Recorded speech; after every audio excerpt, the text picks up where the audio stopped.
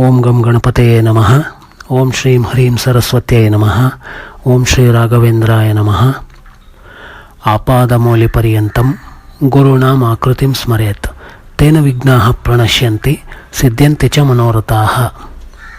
ತ್ರಯಂಬಕಂ ಯಜಾಮಹೇ ಸುಗಂಧಿಂ ಪುಷ್ಟಿವರ್ಧನಂ ಊರ್ವಾಯುಕಮಿವ ಬಂಧನಾತ್ ಮೃತ್ಯೋರ್ಮೋಕ್ಷೈರ್ಯಮಾಮೃತಾತ್.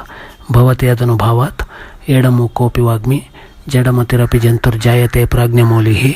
ಸಕಲವಚನಚೇತೋ ದೇವತಾ ಭಾರತೀ ಸಾ ಮಮ ವಚಸಿ ನಿಧತ್ತಾಂ ಸನ್ನಿಧಿಂ ಮಾನಸೇ ಚ. ಕುಜಂತಂ ರಾಮ ರಾಮೇತಿ ಮಧುರಂ ಮಧುರಾಕ್ಷರಂ ಆರುಹ್ಯ ಕವಿತಾಶಾಖಾಂ ವಂದೇ ವಾಲ್ಮೀಕಿ ಕೋಕಿಲಂ. ಆಪದಾಮಪಹರ್ತಾರಂ ದಾತಾರಂ ಸರ್ವಸಂಪದಂ ಲೋಕಾಭಿರಾಮಂ ಶ್ರೀರಾಮಂ ಭೂಯೋ ಭೂಯೋ ನಮಾಮ್ಯಹಂ. ನನ್ನ ಮಾನಸ ಗುರುಗಳಾದಂಥ ವಿದ್ಯಾವಾಚಸ್ಪತಿ ಶ್ರೀ ಬನ್ನಂಜೆ ಗೋವಿಂದಾಚಾರ್ಯರಿಗೆ ಮತ್ತು ಸಮಸ್ತ ಗುರು ಪರಂಪರೆಗೆ ನನ್ನ ಅನಂತ ಕೋಟಿ ಸಾಷ್ಟಾಂಗ ಪ್ರಣಾಮಗಳು. ನನ್ನ ಆತ್ಮೀಯ ಭಗವತ್ ಬಂಧುಗಳೇ, ಇವತ್ತು ಶ್ರೀಮದ್ ವಾಲ್ಮೀಕಿ ರಾಮಾಯಣದ ಬಾಲಕಾಂಡದಲ್ಲಿ ಬರುವಂತಹ 2ನೇ ಸರ್ಗದ ಪಾರಾಯಣ ನಾವು ಶುರು ಮಾಡೋಣ. ಇಲ್ಲಿ ವಾಲ್ಮೀಕಿ ಮುನಿಗಳು ಸ್ನಾನಕ್ಕಾಗಿ ತಮಸಾ ನದಿಗೆ ಹೋಗುವುದು. ಒಬ್ಬ ವ್ಯಾಧ ಅಂದರೆ ಬೇಟೆಗಾರ, ಅವನು ಕ್ರೌಂಚ ಪಕ್ಷಿಯನ್ನು ಬಾಣದಿಂದ ಹೊಡೆಯಲು ವಾಲ್ಮೀಕಿಗಳ ಮುಖದಿಂದ ಛಂದೋಪೂಯವಾದ ವಾಣಿಯು ಹೊರಡುವುದು ಬ್ರಹ್ಮನು ರಾಮಾಯಣವನ್ನು ವಿರಚಿಸುವಂತೆ ವಾಲ್ಮೀಕಿಗಳಿಗೆ ಸೂಚಿಸುವುದು. ಸರಿ, ನಾರದ ಮಹರ್ಷಿಗಳು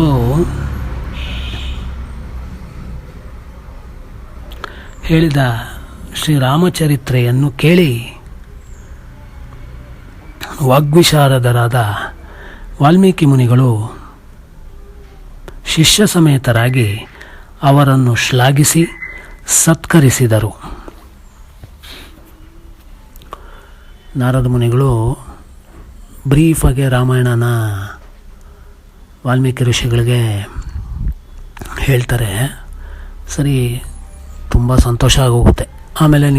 ಆಮೇಲೆ ಅದನ್ನು ವಿಸ್ತಾರ ಮಾಡಿ ಅಂತ ಕೂಡ ನಾರದರು ಹೇಳ್ತಾರೆ. ಆಗ ವಾಲ್ಮೀಕಿ ಮುನಿಗಳಿಗೆ ತುಂಬ ಸಂತೋಷ ಆಗ್ಬಿಟ್ಟು ಅವರು ಅವರ ಶಿಷ್ಯಕೋಟಿಗಳೆಲ್ಲ ಸೇರಿ ನಾರದ ಮುನಿಗಳಿಗೆ ಸತ್ಕಾರ ಮಾಡ್ತಾರಂತೆ, ಅವ್ರಿಗೆ ಗೌರವ ಸೂಚಿಸ್ತಾರಂತೆ. ಸರಿ, ಆನಂತರ ನಾರದರು ಹೋಗಿ ಬರುತ್ತೇನೆಂದು ಹೇಳಿ ವಾಲ್ಮೀಕಿಗಳ ಸಮ್ಮತಿಯನ್ನು ಪಡೆದು ಆಕಾಶ ಮಾರ್ಗವಾಗಿ ತೆರಳಿದರು. ಸರಿ, ಆನಂತರ ನಾರದ ಮುನಿಗಳು ಸರಿ ನಾನು ಬರ್ತೀನಪ್ಪ, ಯಾಕೆಂದರೆ ನಾರದ ಮುನಿಗಳು ಲೋಕಸಂಚಾರಿ ಮುನಿಗಳವರು. ಸೊ ಅವರು ಒಂದು ಕಡೆ ಇರೋಕ್ಕಾಗಲ್ಲ, ತ್ರಿಲೋಕ ಸಂಚಾರಿ ಅಂತಾರೆ ಅವ್ರನ್ನ. ಸೊ ಅವರು ವಾಲ್ಮೀಕಿ ಮುನಿಗಳಿಗೆ ಹೇಳಿಬಿಟ್ಟು ತಂಪಾಡಿಗೆ ತಾವು ಲೋಕ ಸಂಚಾರಕ್ಕೆ, ಆಧ್ಯಾತ್ಮದ ಒಂದು ಬೆಳಕನ್ನು ಚೆಲ್ಲಕ್ಕೆ, ಅವರ ನಿತ್ಯ ಕೆಲಸ ಅದು ಕಾರ್ಯ, ಅದಕ್ಕೆ ಹೊರಟು ಬಿಡ್ತಾರೆ. ಅವರು ದೇವಲೋಕಕ್ಕೆ ಹೊರಟು ಹೋದ ಮೇಲೆ ವಾಲ್ಮೀಕಿ ಋಷಿಗಳು ಒಂದು ಮುಹೂರ್ತ ಕಾಲ ಆಶ್ರಮದಲ್ಲಿ ಇದ್ದು ಗಂಗಾ ನದಿಯ ಸಮೀಪದಲ್ಲಿರುವ ತಮಸಾ ನದಿಯ ತೀರಕ್ಕೆ ಒಂದು ದಿವಸ ಸ್ನಾನ ಆಹ್ನಿಕಗಳನ್ನು ಮಾಡಲು ಹೊರಟರು. ಸರಿ, ಆ ಕಡೆ ನಾರದ ಮುನಿಗಳು ದೇವಲೋಕಕ್ಕೆ ಹೊರಟೋದ್ಮೇಲೆ ವಾಲ್ಮೀಕಿ ಋಷಿಗಳು ತಮ್ಮ ಆಶ್ರಮದಲ್ಲಿ ಅವರ ಡೇ ಟು ಡೇ ಕೆಲಸಗಳೇನಿದೆಯೋ ಅದೆಲ್ಲ ಮಾಡ್ತಾ, ಸರಿ ರಾಮಾಯಣನ ಹೇಗೆ ಬರೆಯೋದು ಅಂತ ಯೋಚನೆ ಮಾಡ್ತಾ ಒಂದು ಫೈನ್ ಡೇ ಗಂಗಾ ನದಿ ಪಕ್ಕದಲ್ಲಿ ತಮಸಾ ನದಿ ಅಂತ ಒಂದು ಚಿಕ್ಕ ನದಿ ಹರಿಯುತ್ತೆ. ಅದರ ಹತ್ರನೇ ಇವರ ಒಂದು ಆಶ್ರಮ. ಸೊ ಆ ತಮಸಾ ನದಿಗೆ ಸ್ನಾನಕ್ಕೆ ಅಂತ ಬೆಳಗ್ಗೆ ಶಿಷ್ಯರನ್ನು ಕರ್ಕೊಂಡು ಹೋಗ್ತಾರೆ. ಸರಿ, ಆಗ ಅವರು ತಮಸಾ ನದಿ ತೀರವನ್ನು ಸೇರಿ ಪರಿಶುದ್ಧವಾದ ತೀರ್ಥವನ್ನು ನೋಡುತ್ತಾ ಬಳಿಯಲ್ಲಿದ್ದ ಶಿಷ್ಯನನ್ನು ಕುರಿತು ಹೀಗೆಂದರು. ಭರದ್ವಾಜ, ಸ್ವಚ್ಛವಾದ ಈ ತೀರ್ಥವನ್ನು ನೋಡು. ತಿಳಿ ನೀರಿನಿಂದ ತುಂಬಿದ ಇದು ಸಜ್ಜನರ ಮನಸ್ಸಿನಂತೆ ಎಷ್ಟು ರಮಣೀಯವಾಗಿದೆ. ಮಗು, ಕಮಂಡಲವನ್ನು ಕೆಳಗಿಟ್ಟು ನನ್ನ ವಲ್ಕಲವನ್ನು ಕೊಡು. ಉತ್ತಮವಾದ ಈ ತಮಸಾ ತೀರ್ಥದಲ್ಲಿಯೇ ಸ್ನಾನ ಮಾಡುವೆನು ಎಂದರು.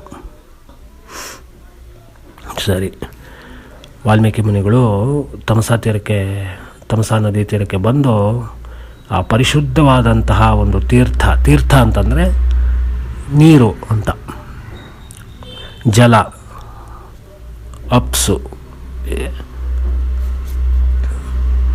ಆಯಿತಾ, ತೋಯ, ಇದೆಲ್ಲ ನೀರಿಗೆ ಒಂದು ಪರ್ಯಾಯ ನಾಮಗಳು. ಸರಿ, ಆ ತೀರ್ಥವನ್ನು ನೋಡುತ್ತಾ ಬಳಿಯಲ್ಲಿದ್ದ ಶಿಷ್ಯನನ್ನು ಕುರಿತು ಹೀಗೆ ಹೇಳ್ತಾರೆ.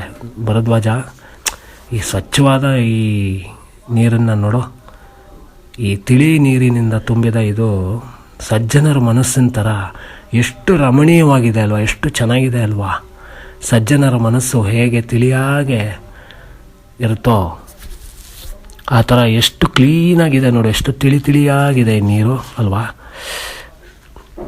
ಮಗು, ನಿನ್ನ ಕೈನಲ್ಲಿ ಇದೆಯಲ್ಲ ಕಮಂಡ್ಲು, ಅದು ಕೆಳಗಿಟ್ಬಿಟ್ಟು ಸ್ವಲ್ಪ ನನ್ನ ವಲ್ಕಲ ಕೊಡು. ವಲ್ಕಲ ಅಂದರೆ ಬಟ್ಟೆ, ವಸ್ತ್ರ ಕೊಡು. ಅದನ್ನು ಇದು ಮಾಡಿಕೊಂಡು ಉಟ್ಕೊಂಡು ನಾ ಹೋಗಿ ಸ್ನಾನ ಮಾಡಿಕೊಂಡು ಪರಿಶುದ್ಧನಾಗಿ ಬರ್ತೀನಿ, ಕೊಡು, ಆ ಬಟ್ಟೆ ಕೊಡು ಅಂತ ಹೇಳ್ತಾರೆ. ಆಗ ಶುಶ್ರೂಷಾಪರನಾದ ಭರದ್ವಾಜನು ವಲ್ಕಲವನ್ನು ಗುರುಗಳಿಗೆ ಕೊಟ್ಟನು. ಭರದ್ವಾಜ ಅಂತಂದರೆ ಆತನ ಹೆಸರು, ವಾಲ್ಮೀಕಿ ಮುನಿಗಳ ಶಿಷ್ಯರ ಮುಖ್ಯವಾದಂಥ ಒಬ್ಬ ಶಿಷ್ಯ, ಆತನ ಹೆಸರು ಭರದ್ವಾಜ ಅಂತ. ಸೊ ಭರದ್ವಾಜ ಅನ್ನೋ ಶಿಷ್ಯ ಇವರು ಕೇಳದಂಥ ಗುರುಗಳು, ವಾಲ್ಮೀಕಿ ಗುರುಗಳು ಕೇಳದಂತಹ ಒಂದು ವಲ್ಕಲ ಅಂದರೆ ಬಟ್ಟೆನ ಗುರುಗಳಿಗೆ ಕೊಡ್ತಾನೆ. ಆಗ ಜಿತೇಂದ್ರಿಯರಾದ ವಾಲ್ಮೀಕಿ ಮುನಿಗಳು ಶಿಷ್ಯನ ಕೈಯಿಂದ ಆ ನಾರು ಬಟ್ಟೆಯನ್ನು ತೆಗೆದುಕೊಂಡು ಸುತ್ತಲೂ ಇದ್ದ ವಿಶಾಲವಾದ ವನರಾಶಿಯನ್ನು ನೋಡುತ್ತಾ ತಿರುಗಾಡತೊಡಗಿದರು. ಸರಿ, ಶಿಷ್ಯ ಕೊಟ್ಟಂಥ ಒಂದು ನಾರು ಬಟ್ಟೆ, ಅದೇ ವಲ್ಕಲ, ಅದನ್ನು ಇಸ್ಕೊಂಡು ಎಲ್ಲ ಸುತ್ತ ಕಾಡು, ಅದೆಲ್ಲ ಕಾಡಲ್ವ, ಕಾಡಿನ ಮಧ್ಯದಲ್ಲಿ ಇರೋವಂಥ ನದಿ, ಒಳ್ಳೆ ರಮ್ಯ ಮನೋಹರವಾದಂತಹ ರಮಣೀಯವಾದಂತಹ ಪ್ರಾಕೃತಿಕವಾದಂತಹ ಒಂದು ಸುಂದರ ವಿಹಂಗಮ ನೋಟ. ಆ ಸುತ್ತ ಇರೋವಂಥ ಒಂದು ನೇಚರನ್ನು ನೋಡಿಕೊಂಡು ಆನಂದದಿಂದ ಸಂತೋಷದಿಂದ ನೀರಲ್ಲಿ ಆಟ ಆಡ್ತಾ ಗುರುಗಳು, ಯಾಕೆ ಆಡಬಾರ್ದು ನಾವು ಅನ್ಬೋದು, ಏನು ಋಷಿಗಳೆಲ್ಲ ಆಡಬೇಕಾ ಅಂತ. ಯಾಕೆ ಆಡಬಾರ್ದು? ಅರೆ, ಪ್ರಕೃತಿ ಎಲ್ರಿಗೂ ತಾಯಿ ಮಡ್ಲಲ್ಲಿ ಎಲ್ಲರೂ ಮಕ್ಕಳೇ ಅಲ್ವಾ. ಸೊ ನದಿನಲ್ಲಿ ಯಾರಿಗೆ ಆಟ ಆಡೋದಕ್ಕೆ ಇಷ್ಟ ಬರಲ್ಲ, ನೀವೇ ಹೇಳಿ. ಎಂಥ ಅವನು ಎಷ್ಟೇ ದೊಡ್ಡ ಮನುಷ್ಯ ಆದ್ರೂ ನದಿ ಇಳಿದ ತಕ್ಷಣ ಅವನು ಆಟ ಆಡ್ತಾನೆ, ಮಗು ಆಗ್ಬಿಡ್ತಾನೆ. ಯಾಕೆ ಅಂತಂದರೆ ನದಿ ಪ್ರಕೃತಿ ತಾಯಿ ಸಮಾನ ಅಲ್ವಾ. ತಾಯಿಗೆ ಮಗು ಎಷ್ಟೇ ದೊಡ್ಡವನಾದ್ರೂ ಮಗುನೇ ಅಲ್ವಾ ತಾಯಿಗೆ ಅಲ್ವಾ. ಸೊ ಪ್ರಕೃತಿ ನಮಗೆ ತಾಯಿ ಇದ್ದಂಗೆ. ಸೊ ಹಾಗಾಗಿ ಋಷಿಮುನಿಗಳು, ವಾಲ್ಮೀಕಿ ಮುನಿಗಳು ಎಷ್ಟೇ ದೊಡ್ಡ ವ್ಯಕ್ತಿ ಆಗಲಿ, ಎಷ್ಟೇ ಜ್ಞಾನಿ ಆಗಲಿ, ಎಷ್ಟೇ ವಯಸ್ಸಾದ್ರೂ ಪ್ರಕೃತಿ ಮಾತೆಗೆ ಅವರು ಮಗುನೇ. ಮಗು ತಾಯಿ ಮಡ್ಲಲ್ಲಿ ಕಿಲಕಿಲ ಅಂತ ಆಡತ್ತಲ್ಲ, ಆ ಥರ ಇವರು ಆ ಒಂದು ಸುಂದರವಾದಂತಹ ಒಂದು ವಿಹಂಗಮ ಪ್ರಾಕೃತಿಕ ನೋಟದ ಒಂದು ಸೊಬಗನ್ನು ತಮ್ಮ ಕಣ್ತುಂಬಿಕೊಂಡು ತಮ್ಮ ಮನಸ್ಸೆಲ್ಲ ತುಂಬಿಕೊಂಡು ಸಂತೋಷವಾಗಿ ನದಿನಲ್ಲಿ ಅವರು ಆಟ ಆಡ್ತಾ ಇದ್ದಾರೆ. ಸರಿ,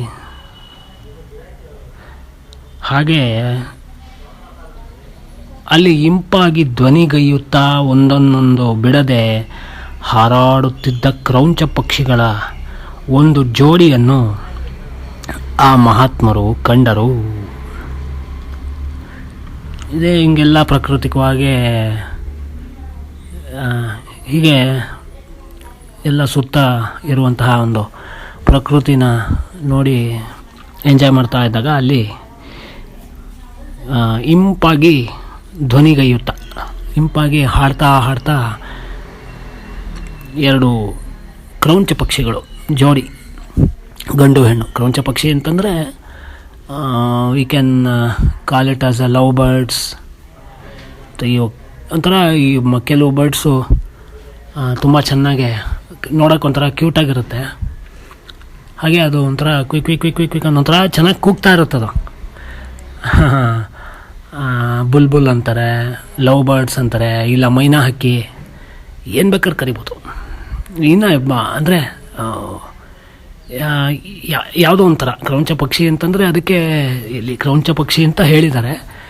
ಒಂಥರ ಕೆಲವರು ಹೇಳ್ತಾರೆ ಅದು ಕೊಕ್ಕರೆ ಜಾತಿ ಅಂತ. ಪಕ್ಷಿಗಳಲ್ಲಿ ನಾನಾ ರೀತಿಯಾದಂತಹ ಸಿಂಗಿಂಗ್ ಬರ್ಡ್ಸ್, ಮೆಲೋಡಿ ಬರ್ಡ್ಸು ಬೇಕಾದಷ್ಟಿದೆ. ಸೊ ಅದು ಯಾವುದು ಅಂತ ಗೊತ್ತಿಲ್ಲ. ಸೊ ಅದಕ್ಕೆ ಜನರಲೈಸ್ ಮಾಡಿದ್ದಾರೆ ಒಂದು ಕ್ರೌಂಚ ಪಕ್ಷಿಯ ಜೋಡಿ ಅಂತ.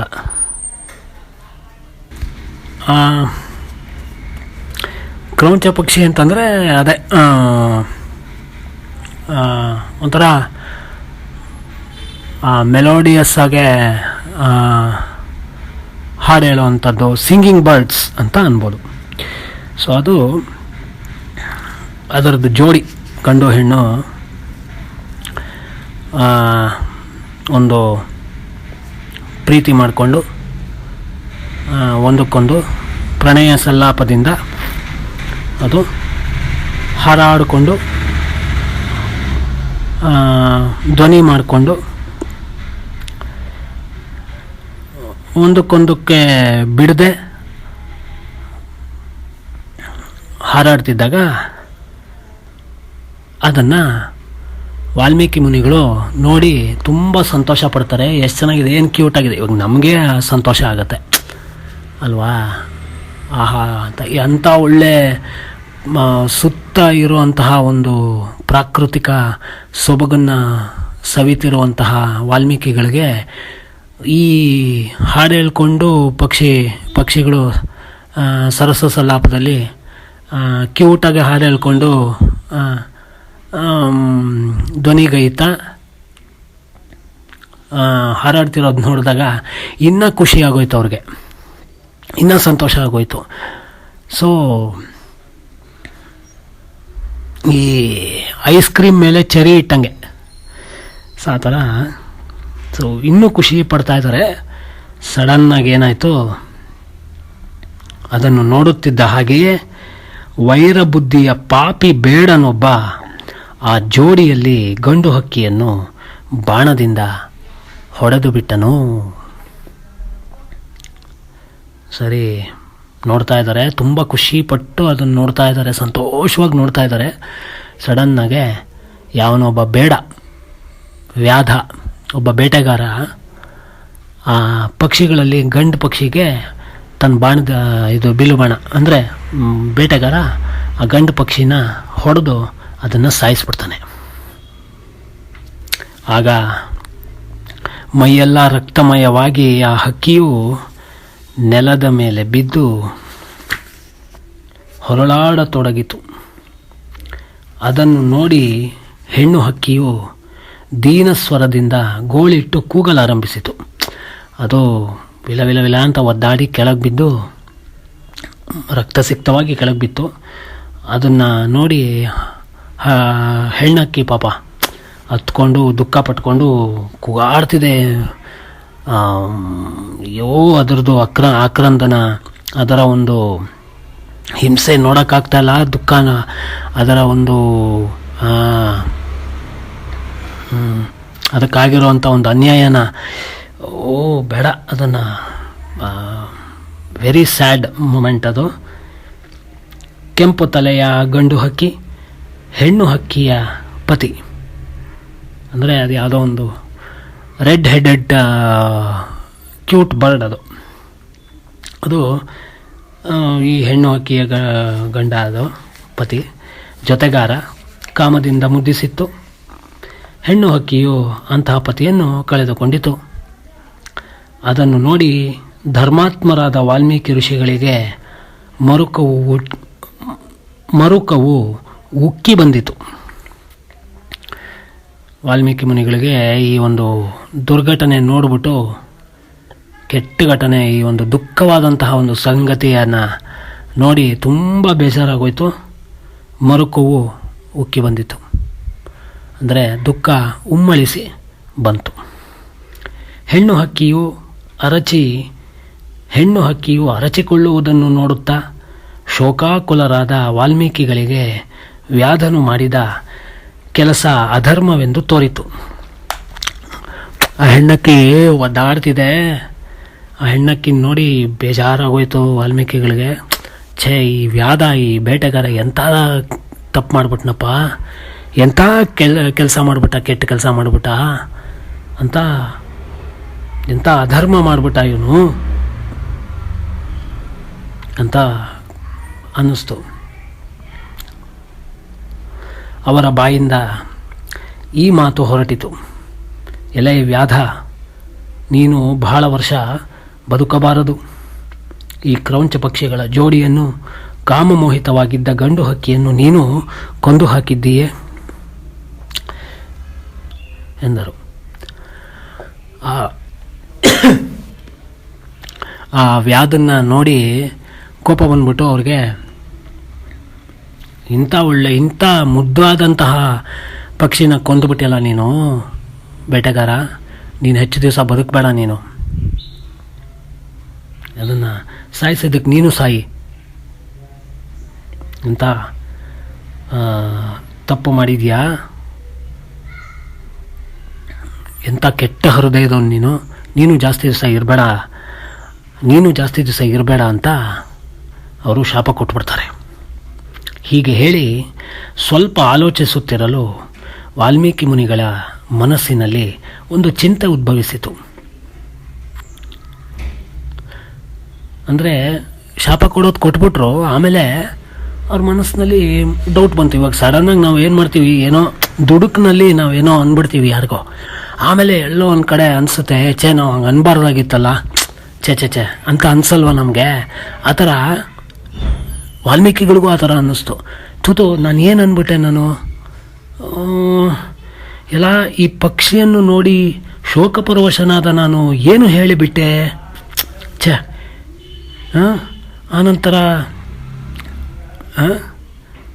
ಆನಂತರ ತತ್ವಜ್ಞರಾದ ಆ ಮುನಿಶ್ರೇಷ್ಠರು ಒಂದು ನಿಶ್ಚಯಕ್ಕೆ ಬಂದು ಶಿಷ್ಯನನ್ನು ಕುರಿತು ಹೀಗೆಂದರು: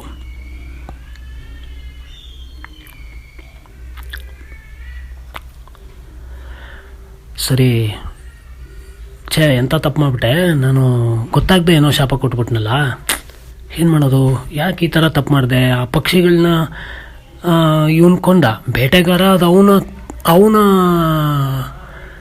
ಹೊಟ್ಟೆ ಪಾಡೋದು, ಅವನಿಗೆ ಎಂಥದ್ದು, ಅವನಿಗೆ ಹೊಟ್ಟೆಪಾಡು, ಅವನು ಹೊಡಿತಾನೆ, ಅದನ್ನು ತಿಂತಾನೆ.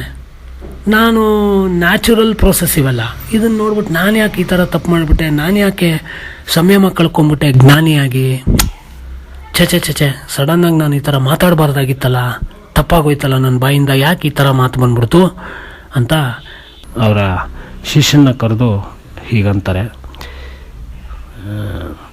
ಭರದ್ವಾಜ, ಶೋಕಾರ್ತನಾಗಿ ನಾನು ಹೇಳಿದ ಈ ವಾಕ್ಯವು ಪಾದಚತುಷ್ಟಯಗಳಿಂದ ಕೂಡಿ ಗುರು ಲಘು ಮುಂತಾದ ಅಕ್ಷರಗಳಿಂದ ಸಮವಾಗಿ ವೀಣೆಯಲ್ಲಿ ಲಯದಿಂದ ವಾದ್ಯಗಳೊಡನೆ ಹಾಡಲು ಯೋಗ್ಯವಾದ ಶ್ಲೋಕವಾಗಿ ಉಳಿಯಲಿ, ಬೇರೆ ರೀತಿ ಆಗದಿರಲಿ ಎಂದರು. ಆಗ ಭರದ್ವಾಜನು ಹಾಗೆಯೇ ಆಗಲೆಂದು ಹೇಳಿ ಗುರುಗಳು ಹೇಳಿದ ಮಾ ನಿಷಾದ ಎಂಬ ಉತ್ತಮವಾದ ಶ್ಲೋಕವನ್ನು ಕಂಠಪಾಠ ಮಾಡಿದನು. ಅದರಿಂದ ವಾಲ್ಮೀಕಿಗಳಿಗೆ ಸಂತೋಷವಾಯಿತು.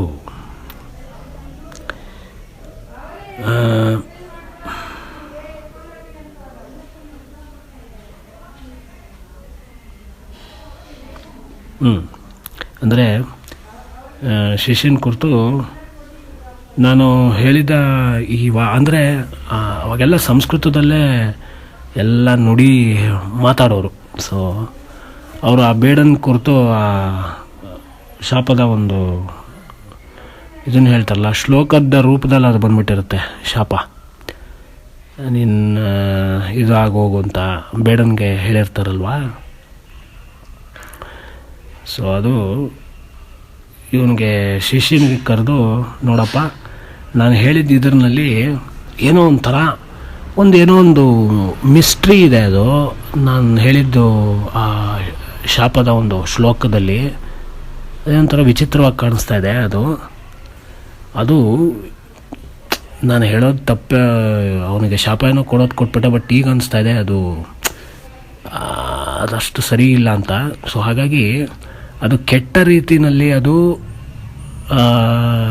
ಆ ಶ್ಲೋಕ ಮೂಡದೇ ಇರಲಿ, ಅದಕ್ಕೆ ಒಂದು ಒಳ್ಳೆಯ ರೀತಿಯಲ್ಲಿ ನಾವು ಹೊಸ ಆಯಾಮ ಕೊಡೋಣ ಅಂತ. ಅಂದರೆ ಆಗಿನ ಕಾಲದಲ್ಲಿ ಹೆಂಗಿತ್ತು ಅಂದರೆ ಪ್ರತಿಯೊಂದು ವರ್ಡ್ಸೂ ಪ್ರತಿಯೊಂದು ತಾವು ಆಡಿದ್ದ ನುಡಿನ ಕೂಡ ಸಂರಕ್ಷಿಸ್ಕೊಂಡು ಕಾಪಾಡ್ಕೊಂಡು ಬರೋರು, ಎಲ್ಲದಕ್ಕೂ ಬೆಲೆ ಕೊಡೋರು. ಈಗ ನಾವು ಏನಕ್ಕೂ ಬೆಲೆನೇ ಕೊಡೋಲ್ಲ ಈಗ. ಸೊ ಆಗ ತಮ್ಮ ನುಡಿ, ಒಂದು ಸಣ್ಣ ವರ್ಡ್ ಕೂಡ, ಒಂದು ಚಿಕ್ಕ ವರ್ಡ್ ಬಾಯಿಂದ ಹೊರಡುವಂಥ ಒಂದು ವರ್ಡ್ಗೆ ಕೂಡ ಅವರು ಬೆಲೆ ಕೊಡೋರು ಅನ್ನೋದಕ್ಕೆ ಇದೊಂದು ಸಾಕ್ಷಿ. ಸರಿ, ಶಿಷ್ಯ ಓಕೆ ಆಯಿತು ಗುರುಗಳೇ. ಅದನ್ನು ವೀಣೆ ಅಂದರೆ ಅವರ ವೀಣೆಯಲ್ಲಿ ಅದನ್ನು ಯೋಗ್ಯವಾದ ಶ್ಲೋಕವಾಗಿ ಉಳಿಯುವಂತೆ ವೀಣೆಯಲ್ಲಿ ಅದಕ್ಕೆ ಒಂದು ಸ್ವರ ಜೋಡಣೆ ಮಾಡೋಣ.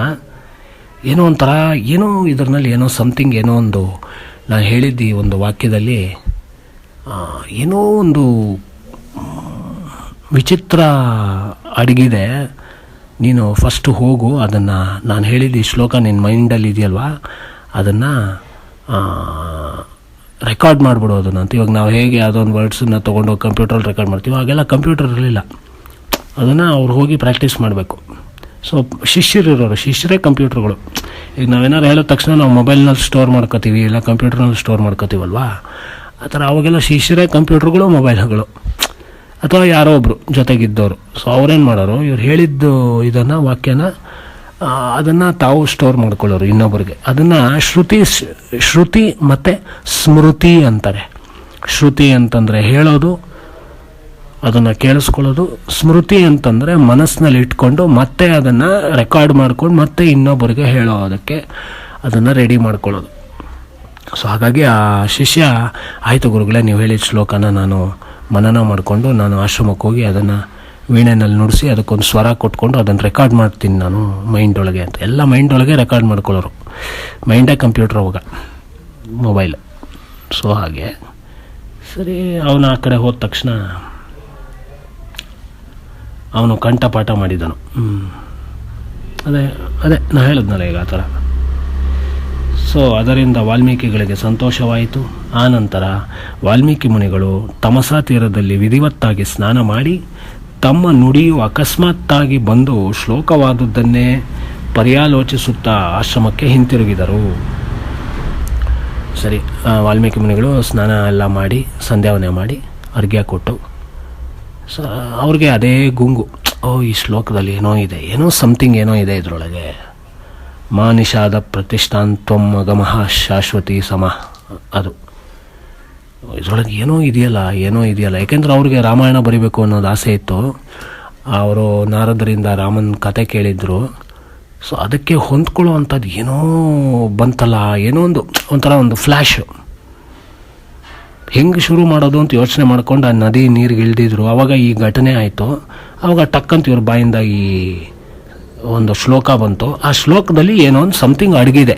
ಅದು ಅವ್ರಿಗೆ ಅದೇ ನಮ್ಮ ಕೆಲವು ಸಲ ಅನಿಸುತ್ತಲ್ಲ ನಮಗೆ, ಅದು ಏನೋ ಒಂದು ನಮಗೆ ಗೊತ್ತಿರುತ್ತೆ, ಅದು ನಾಲ್ಗೆಗೆ ಬಂದಿರುತ್ತೆ, ಬಟ್ ಅದು ಹೇಳೋಕ್ಕಾಗ್ತಾರಲ್ಲ, ಮೈಂಡಲ್ಲಿರುತ್ತೆ ಅದು ಇದು ನಮಗೆ ಹೇಳೋಕ್ಕಾಗ್ತಿರಲ್ಲ ಅದು. ಅದು ಏನು ಇದೆ ಗುರು, ಅದೇನೋ ಸಮಥಿಂಗ್ ಇಸ್ ದೇರ್, ಅದು ನಂಗೆ ಗೊತ್ತು ಗುರು, ನನ್ನ ಬಾಯಿನಲ್ಲಿದೆ, ಬಟ್ ಅದು ನಂಗೆ ಅದು ಹೇಳಕ್ಕೆ ಬರ್ತಾಯಿಲ್ಲ ಅದು ಅಂತೀವಲ್ವ ನಾವು. ಸೊ ಆ ಥರ ಈ ಶ್ಲೋಕದಲ್ಲಿರುವಂಥ ಏನೋ ಒಂದು ನಿಗೂಢವಾದಂತಹ ಒಂದು ಸತ್ಯ, ಒಂದು ವಿಚಿತ್ರ, ಒಂದು ವೈಭವ, ಆ ಶ್ಲೋಕದಲ್ಲಿ ಇದ್ದಿದ್ದಂಥ ಒಂದು ವೈಭವನ ಇವರ ಕತೆಗೆ ಅದೇ ನಾಂದಿ ಆಗತ್ತೆ. ಸೊ ಅದು ಅವ್ರಿಗೆ ಎಲ್ಲೋ ಡೌಟ್, ಏನೋ ಇದೆ ಅಂತ ಅವ್ರಿಗೆ ಸಂಪೂರ್ಣ ಗೊತ್ತಾಗ್ತಿಲ್ಲ. ಸೊ ಸ್ನಾನಗಿನ ಎಲ್ಲ ಮಾಡಿ ಅದನ್ನೇ ಗುಣಕ್ಕೊಂಡು ತಾವು ಮನಸ್ಸಿನಲ್ಲಿ ಅದೇ ತಾವು ಹೇಳಿದ್ದು ಈ ಶ್ಲೋಕನ ತಾವು ಮನಸ್ಸಿನಲ್ಲೇ ಅದನ್ನು ರಿಪೀಟ್ ಮಾಡಿಕೊಂಡು ಆಶ್ರಮಕ್ಕೆ ಬರ್ತಾರೆ. ಸರಿ, ಅಷ್ಟೊತ್ತಿಗಾಗಲೇ ಶಿಷ್ಯ ಅಲ್ಲಿ ಹೇಳಿರ್ತಾರಲ್ಲ, ಶಿಷ್ಯನಿಗೆ ಹೋಗಿ ಈ ಶ್ಲೋಕಕ್ಕೆ ಒಂದು ಸ್ವರ ಕ್ರಿಯೇಟ್ ಮಾಡಿ ಅದನ್ನು ರೆಕಾರ್ಡ್ ಮಾಡಿ ಇಟ್ಟಿರೋ ಅಂತ. ವಿದ್ವಾಂಸನಾದ ಶಿಷ್ಯ ಭರದ್ವಾಜನು ಕಮಂಡಲುವಿನಲ್ಲಿ ನೀರನ್ನು ತುಂಬಿಕೊಂಡು ವಿನೀತನಾಗಿ ಗುರುಗಳ ಹಿಂದೆಯೇ ಬಂದನು. ಸರಿ, ಇವರು ಬಂದ ತಕ್ಷಣ ಅವನು ಕಮಂಡಲಿನಲ್ಲಿ ನೀರು ತಗೊಂಡು ಅವ್ರ ಹಿಂದೆ ಗುರು ಸೇವೆ ಆ್ಯಸ್ ಯೂಶುವಲ್ ಡೈಲಿ ಇರುತ್ತಲ್ಲ, ಆ ಕೆಲಸ ಮಾಡೋದಕ್ಕೆ ಬರ್ತಾನೆ ಅವ್ರ ಹಿಂದೆನೆ. ವಾಲ್ಮೀಕಿ ಮುನಿಗಳು ಶಿಷ್ಯನೊಡನೆ ಆಶ್ರಮವನ್ನು ಪ್ರವೇಶಿಸಿ ಸುಖಾಸನದಲ್ಲಿ ಕುಳಿತುಕೊಂಡು ಬೇರೆ ಬೇರೆ ಪುರಾಣಾದಿ ಗ್ರಂಥ ಸಂಗ್ರಹದಲ್ಲಿ ನಿತ್ಯದಂತೆ ನಿರತರಾದರು. ಸರಿ, ವಾಲ್ಮೀಕಿ ಮುನಿಗಳು ಶಿಷ್ಯನೊಡನೆ ಆಶ್ರಮವನ್ನು ಪ್ರವೇಶಿಸಿ ತಮ್ಮ ಸುಖಾಸನದಲ್ಲಿ, ತಮ್ಮ ಆಸನದಲ್ಲಿ ಕೂತ್ಕೊಂಡು ಯಥಾ ಪ್ರಕಾರ ಎವ್ರಿ ಡೇ ಅವರು ಏನು ಬೇರೆ ಬೇರೆ ಪುರಾಣಗಳು, ಶಾಸ್ತ್ರಗಳು, ಅದರ ಒಂದು ಪಠನೆ, ಅದರ ಒಂದು ಪಾರಾಯಣದಲ್ಲಿ ಕಥಾಪ್ರಸಂಗದ ಒಂದು ಕಾರ್ಯದಲ್ಲಿ ಪ್ರತಿನಿತ್ಯ ಹೇಗೆ ಅವರು ನಿರತರಾಗಿದ್ದರೋ ಆ ರೀತಿ ನಿರತರಾಗ್ತಾರೆ. ಅವರ ಮನಸ್ಸು ಮಾತ್ರ ಮಾನಿಷಾದ ಎಂಬ ಶ್ಲೋಕದ ಕಡೆಗೇ ಇತ್ತು. ಇಷ್ಟೆಲ್ಲ ಆದರೂ ಅವ್ರ ಮನಸ್ಸು ಎಲ್ಲೋ ಒಂದು ಕಡೆ ಆ ಶ್ಲೋಕದ ಕಡೆನೇ, ತಾವು ಅವಾಗ ಶಾಪ ಕೊಟ್ಟಿದ್ದ ಶ್ಲೋಕ ಇದೆಯಲ್ಲ ಮಾನಿಷಾದ, ಆ ಕಡೆನೇ ಅವ್ರಿಗೆ ಗಮನ ಹೋಗ್ತಾ ಇತ್ತು, ಎಳಿತಾ ಇತ್ತು ಅವ್ರ ಮನಸ್ಸು. ಆ ಸಮಯದಲ್ಲಿ ಸಕಲ ಲೋಕಗಳ ಸೃಷ್ಟಿಕರ್ತನು, ಲೋಕನಾಥನು, ಮಹಾ ತೇಜಸ್ವಿಯೂ ಆದ ಸಾಕ್ಷಾತ್ ಚತುರ್ಮುಖ ಬ್ರಹ್ಮನು ಆ ಮಹರ್ಷಿಗಳನ್ನು ಕಾಣುವುದಕ್ಕಾಗಿ ಅಲ್ಲಿಗೆ ಬಂದನು. ಇದೇ ಸಮಯಕ್ಕೆ ಬ್ರಹ್ಮದೇವರು ಅಲ್ಲಿಗೆ ಬರ್ತಾರೆ. ಆಗ ವಾಲ್ಮೀಕಿಗಳು ಆಶ್ಚರ್ಯಚಕಿತರಾಗಿ ಮಾತಾಡಲು ತೋರದೆ ಥಟ್ಟನೆ ಎದ್ದು ವಿನಯದಿಂದ ಕೈ ಮುಗಿದುಕೊಂಡು ನಿಂತರು. ಬ್ರಹ್ಮ ಪ್ರತ್ಯಕ್ಷ ಆದ ತಕ್ಷಣ ಎಂಥವ್ರಿಗಾಗಲಿ ಸರ್ಪ್ರೈಸ್ ಆಗಿಬಿಡೋದು.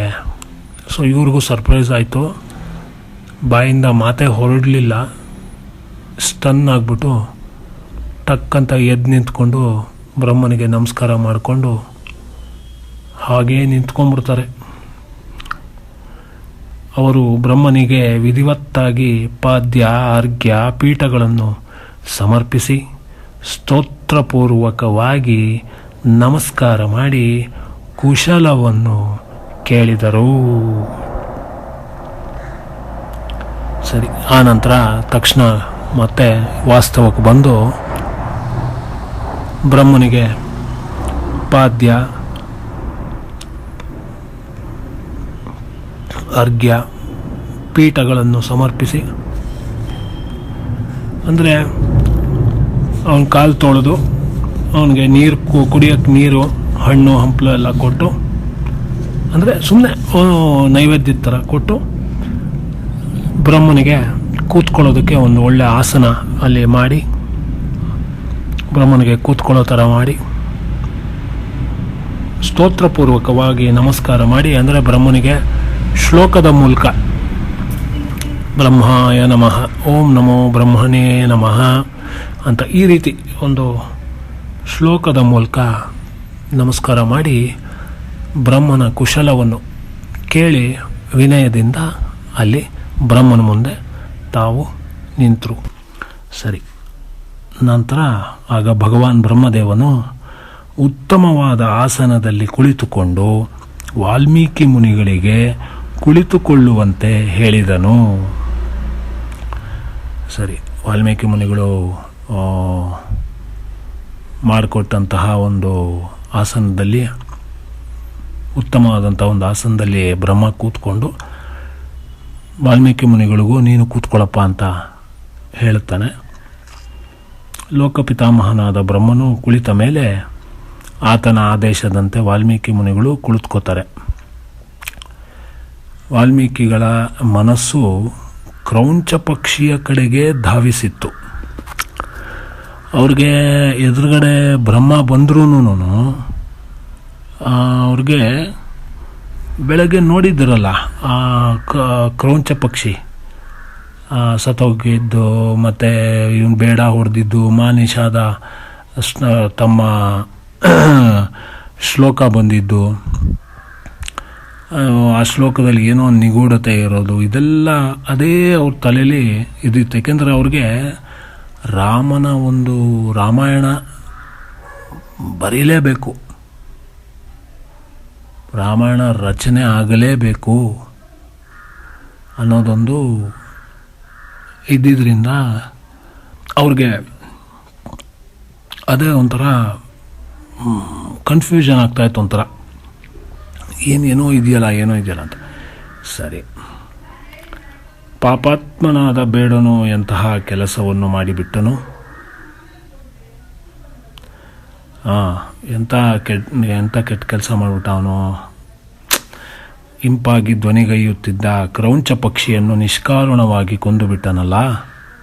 ಎಷ್ಟು ಚೆನ್ನಾಗಿ ಹಾಡು ಹೇಳ್ತಿದ್ದ, ಇದು ಪಕ್ಷಿನ ಕೊಂದ್ಬಿಟ್ನಲ್ಲ, ಏನಿದು. ಮತ್ತು ಹೆಣ್ಣು ಹಕ್ಕಿಗೆ ಎಂತಹ ಕಷ್ಟ ಬಂದಿತ್ತಲ್ಲ ಎಂದು ಶೋಕಿಸುತ್ತಾ ಮಾನಿಷಾದ ಪ್ರತಿಷ್ಠಾಂ ತ್ವಂ ಎಂದು ಮನಸ್ಸಿನಲ್ಲಿಯೇ ಹಾಡಿಕೊಂಡರು. ಮತ್ತೆ ಇನ್ನೊಂದ್ಸಲಿ ಅವರು ಮತ್ತೆ ಅದನ್ನೇ, ಅಂದರೆ ಅವ್ರಿಗೆ ಒಂಥರ ಗೊಂದಲ, ಏನು ಅಂತ, ಅದನ್ನೇ ಅವನು ಕೊಂದಲ್ಲ ಇದು ಅಂತ ಮತ್ತೆ ಅದೇ ಶ್ಲೋಕ ಬಂತು ಅವನಿಗೆ, ಮತ್ತೆ ಅವರ ಮನಸ್ಸಿನಲ್ಲಿ ಬಂತು. ಆಗ ಬ್ರಹ್ಮ ಅವ್ರ ಮನಸ್ಸನ್ನು ಓದಿ ಬ್ರಹ್ಮನು ಮುಗುಳ್ನಗೆಯನ್ನು ಬೀರುತ್ತಾ ನುಡಿದನು, ಮಹರ್ಷಿಯೇ, ನೀನು ಹೇಳಿದ ವಾಕ್ಯವು ಛಂದೋಬದ್ಧವಾದ ಶ್ಲೋಕವೇ ಹೌದು. ಅಂದರೆ ವಾಲ್ಮೀಕಿ ಮಹರ್ಷಿ, ನೀನು ಹೇಳಿದ ವಾಕ್ಯವು ಛಂದೋಬದ್ಧವಾದಂತಹ ಶ್ಲೋಕವೇ ಆಗಿದೆ. ಅದು ಛಂದೋಬದ್ಧವಾದ ಶ್ಲೋಕ. ಅಂದರೆ ಛಂದೋಬದ್ಧ ಅಂತಂದರೆ ಒಂದು ಶ್ಲೋಕ ರಚನೆ ಆದಾಗ ಪರ್ಫೆಕ್ಟಾಗಿ ಅದನ್ನು ರಚನೆ ಮಾಡ್ತಿದ್ರು ಅವಾಗೆಲ್ಲ. ಛಂದಸ್ಸು ಅಂತಂದರೆ ಗ್ರಾಮ್ಯಾಟಿಕಲಿ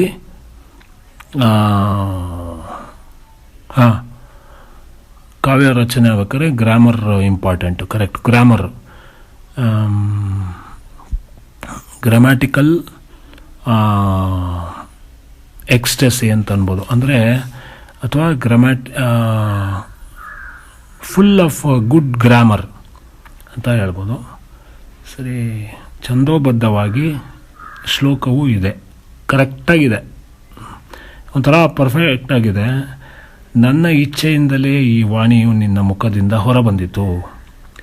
ಬ್ರಹ್ಮ ಹೇಳ್ತಾನೆ, ನನ್ನ ಇಚ್ಛೆಯಿಂದನೇ ನಿನ್ನ ಒಂದು ನುಡಿಯಿಂದ ಬಂತದು ಶ್ಲೋಕ. ಶ್ರೀರಾಮನ ಚರಿತ್ರೆಯನ್ನು ನೀನು ಸಂಪೂರ್ಣವಾಗಿ ವಿರಚಿಸು ಅಂತ. ಅಂದರೆ ರಾಮನ ಚರಿತ್ರೆ, ರಾಮಚಂದ್ರನ ಚರಿತ್ರೆನ ಸಂಪೂರ್ಣವಾಗಿ ನೀನು ರಚನೆ ಮಾಡು. ಆತನು ಧರ್ಮಾತ್ಮನು, ಗುಣಶಾಲಿಯೂ ಆಗಿದ್ದಾನೆ. ರಾಮ ತುಂಬ ಧರ್ಮಾತ್ಮ ಮತ್ತು ಗುಣಶಾಲಿ. ಅವನು ಮಹಾ ಪ್ರಾಜ್ಞ,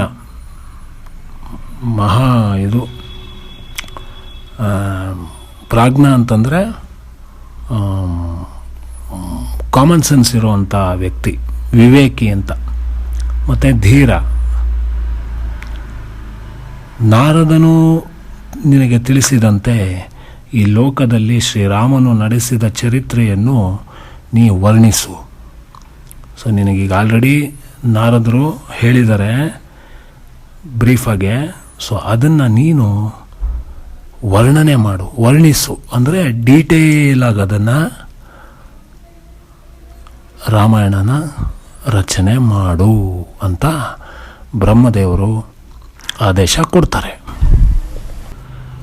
ನಂತರ ಶ್ರೀರಾಮ, ಸೀತೆ, ಲಕ್ಷ್ಮಣ ಮತ್ತು ರಾವಣಾದಿ ರಾಕ್ಷಸರು ಇವರ ಚರಿತ್ರೆಯು ಏಕಾಂತದಲ್ಲಾಗಲಿ ಬಹಿರಂಗದಲ್ಲಾಗಲಿ ನಡೆದ ಬಗೆಯಂತೆ ನಿನಗೆ ಗೋಚರಿಸಲಿ ಅಂತ.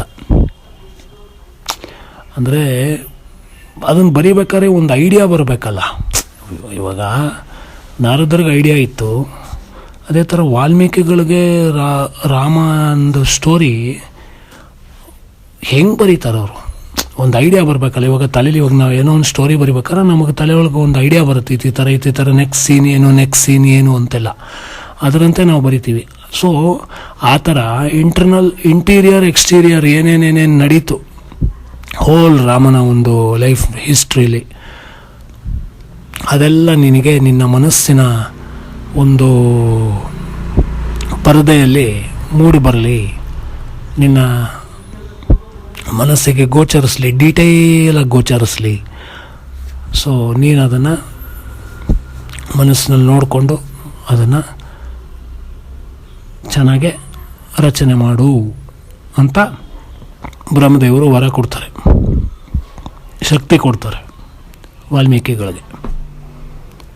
ನಾರದನು ಹೇಳದಿರುವ ಸಂದರ್ಭವೂ ನಿನಗೆ ತಿಳಿಯಲಿ.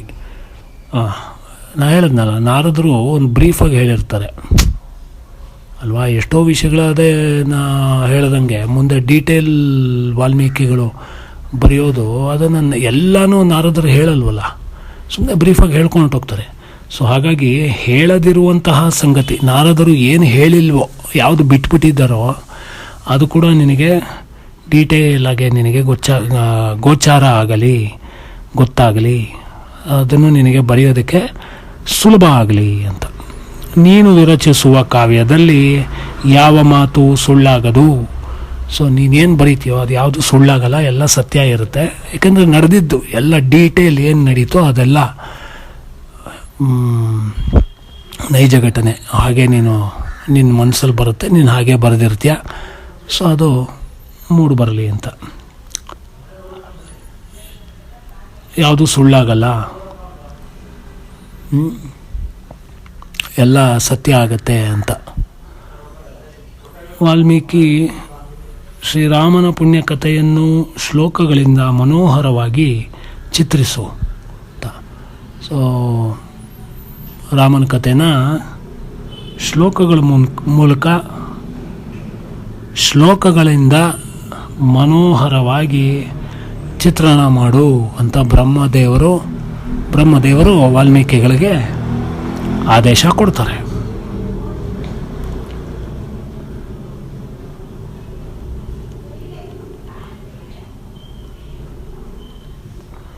ಈ ಪೃಥ್ವಿಯಲ್ಲಿ ಪರ್ವತಗಳು, ನದಿಗಳು ಎಲ್ಲಿಯವರೆಗೂ ಇರುತ್ತವೆಯೋ ಅಲ್ಲಿಯವರೆಗೆ ನಿನ್ನ ರಾಮಾಯಣವು ಪ್ರಚಾರದಲ್ಲಿರುತ್ತದೆ.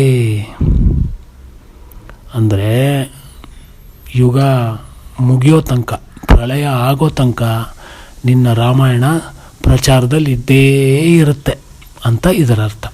ಹೇಗೆ ಅಂದರೆ ಮನುಷ್ಯ ಸತ್ತು ಬದುಕು ಮತ್ತು ಹುಟ್ಟಿ ಪುನರಪಿ ಜನನಂ ಪುನರಪಿ ಮರಣಂ. ಜೀವಿಗಳು ಬಂದು ಹೋಗಿ ಮಾಡ್ಬೋದು. ಆದರೆ ಬೆಟ್ಟ ಗುಡ್ಡ,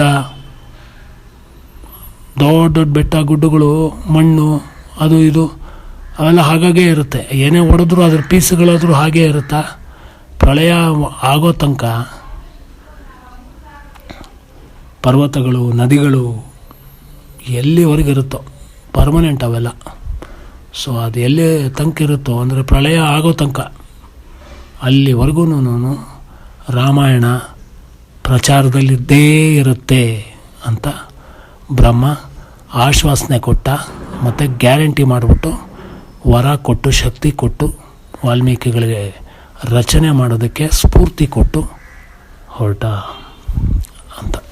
ಆಮೇಲೆ ವಾಲ್ಮೀಕಿ ಮುನಿಗಳು ಶಿಷ್ಯರು ಎಲ್ಲರೂ ವಿಸ್ಮಿತರಾದರು. ಬ್ರಹ್ಮನ ಈ ನುಡಿಗಳನ್ನ ಕೇಳಿ ವಾಲ್ಮೀಕಿ ಮುನಿಗಳು ಮತ್ತು ಶಿಷ್ಯರು ಎಲ್ಲ ತುಂಬ ಆಶ್ಚರ್ಯಚಕಿತರಾದರು, ವಿಸ್ಮಿತರಾದರು. ವಿಸ್ಮಿತ ಅಂತಂದರೆ ಒಂಥರ ಆಶ್ಚರ್ಯದಲ್ಲಿ ಆಶ್ಚರ್ಯ ಅಂತ, ಒಂಥರ ಸ್ಪೆಷಲ್ ಆಶ್ಚರ್ಯ, ತುಂಬ ಖುಷಿಯಾಗಿರುವಂತಹ ಒಂದು ಸಂಗತಿ ಅವತ್ತು. ಆ ನಂತರ ಶಿಷ್ಯರು ಆನಂದ ವಿಸ್ಮಯಗಳಲ್ಲಿ ಮುಳುಗಿ ಹೇಳುತ್ತಾ ಮಾನಿಷಾದ ಪ್ರತಿಷ್ಠಾಂತ್ವಂ ಎಂಬ ಶ್ಲೋಕವನ್ನು ಮತ್ತೆ ಮತ್ತೆ ಹಾಡಿಕೊಳ್ಳಲಾರಂಭಿಸಿದರು. ಸರಿ, ಎಲ್ಲರೂ ಶಿಷ್ಯರು ಮತ್ತು ವಾಲ್ಮೀಕಿ ಮುನಿಗಳು ಎಲ್ಲ ಆ ಶ್ಲೋಕದ ಒಂದು ಮಾನಿಷಾದ ಪ್ರತಿಷ್ಠಾಂತ್ವಂ ಇದೆಯಲ್ಲ, ಅದರಿಂದಾನೇ ತಾನೇ ರಾಮಾಯಣದ ಹುಟ್ಟಿಗೆ, ಆಮೇಲೆ ರಚನೆಯ ಹುಟ್ಟಿಗೆ ಕಾರಣ ಆಗಿದ್ದು ಈ ಶ್ಲೋಕದಿಂದಾನೆ. ಸೊ ಅದನ್ನು ಮತ್ತೆ ಮತ್ತೆ ಹಾಡಲಾರಂಭಿಸ್ಕೊಂಡು ಎಲ್ಲರೂ ಮಹರ್ಷಿಗಳು ಶೋಕಾವೇಶದಿಂದ ನುಡಿದ ಮಾತಿನಲ್ಲಿ ಗುರು ಲಘು ಮುಂತಾದ ಸಮಾಕ್ಷರಗಳಿಂದ ಕೂಡಿದ 4 ಪಾದಗಳಿದ್ದವು. ಸೊ ಇವರು ನುಡಿದಿದ್ರಲ್ಲ, ಈ ನುಡಿದಿರೋದ್ರಲ್ಲಿ ಗುರು ಲಘು ಅಂದರೆ ಪ್ರತಿಯೊಂದು ನುಡಿ ಕನ್ನಡ ಅಂದರೆ ನಮ್ಮ ಭಾಷಾ ನುಡಿಗಳಲ್ಲಿ, ನಮ್ಮ ಸಂಸ್ಕೃತ ಕನ್ನಡ ಯಾವುದೇ ಆಗಲಿ, ಅದರಲ್ಲಿ ಗುರು ಲಘು ಅಂತ ಪ್ರತಿಯೊಂದು ವರ್ಡ್ಗೂ ಏರು ಇಳಿತ. ಗುರು ಅಂದರೆ ಏರು, ಲಘು ಅಂದರೆ ಇಳಿತ, ಅದು ಇದ್ದೇ ಇರುತ್ತೆ. ಕ್ರಸ್ಟ್ ಆ್ಯಂಡ್ ಟ್ರಫ್ ಅಂತ ಸೌಂಡ್ ಇದರಲ್ಲಿ ನಾವು ಹೇಳ್ತೀವಲ್ಲ, ವೇವ್ ಲೆಂತ್. ಸೊ ಅದನ್ನು ಸಮಾಕ್ಷರಗಳು, ಅದು ಒಂದು ಸಮಾಕ್ಷರಗಳಿಂದ ಕೂಡಿ 4 ಪಾದಗಳಿದ್ದವು. ಇವೆಲ್ಲ ಗ್ರಾಮ್ಯಾಟಿಕಲ್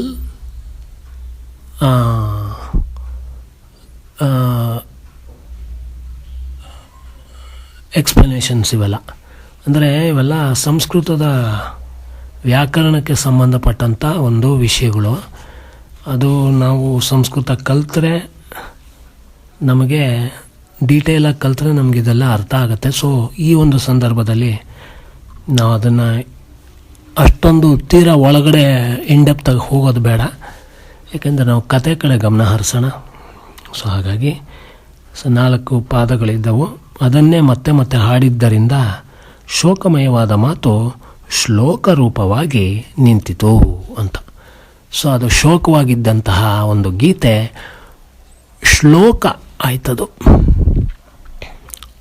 ಸೊ ಆಗ ಪರಮಾತ್ಮ ಧ್ಯಾನದಲ್ಲಿ ತೊಡಗಿದ್ದ ವಾಲ್ಮೀಕಿ ಮುನಿಗಳಿಗೆ ಶ್ರೀಮದ್ ರಾಮಾಯಣವನ್ನು ಸಂಪೂರ್ಣವಾಗಿ ಇದೇ ಬಗೆಯಲ್ಲಿ ಹಾಡಲು ಯೋಗ್ಯವಾದ ಶ್ಲೋಕಗಳಿಂದ ವಿರಚಿಸಬೇಕೆಂಬ ಬುದ್ಧಿ ಉಂಟಾಯಿತು. ಅಂದರೆ ಯಾವ ಪ್ಯಾಟರ್ನ್ನಲ್ಲಿ ಅವರು ಮಾನಿಷಾದ ಪ್ರತಿಷ್ಠಾಂತ್ವಮ ಗಮಃ ಹೇಳಿದ್ರಲ್ಲ, ಆ ಪ್ಯಾಟರ್ನಲ್ಲಿ ಒಂದು ರಿದಮ್ ಕೌಂಟ್ ಇದೆ, ಒಂದು ಅದರದ್ದೇ ಆದಂಥ ಒಂದು ವೇವ್ ಲೆಂತ್ ಇದೆ, ಒಂದು ಗ್ರಾಮ್ಯಾಟಿಕಲ್ ಎಕ್ಸ್ಪ್ಲನೇಷನ್ನು, ಒಂದು ಗ್ರಾಮ್ಯಾಟಿಕಲ್ ಚಾರ್ಜ್ ಅಂತಾರೆ, ಅಥವಾ ಒಂದು ಸಿಸ್ಟಮ್, ಅಥವಾ ನಾವೇನೇ ಒಂದು ಬರೀಬೇಕಾದ್ರೂ ಒಂದು